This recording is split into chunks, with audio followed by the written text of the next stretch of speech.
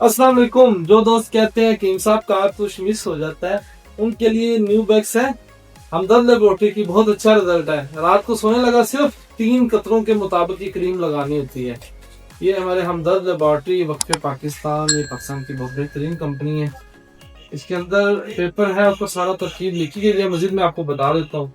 3 कतरों के मुताबिक हश्फा और सुपारी छोड़ के इसके मसाज करना होता है रात सोने लगा।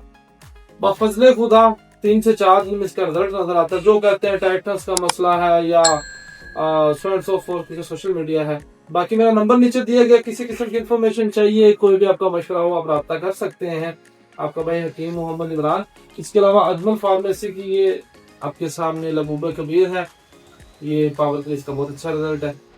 काफी प्रोडक्ट्स हैं, काफी मेडिसिन हैं। आपका जो मशवरा मसला मसाइल है, आप मुझे वॉइस नोट कर सकते हैं। मैसेज नंबर नीचे दिया गया है, उस हिसाब से मैं इंशाल्लाह आपको गाइड कर दूंगा। किसी वीडियो के साथ अपने भाई को इजाजत दे, दुआ में याद रखिएगा। अल्लाह हाफिज।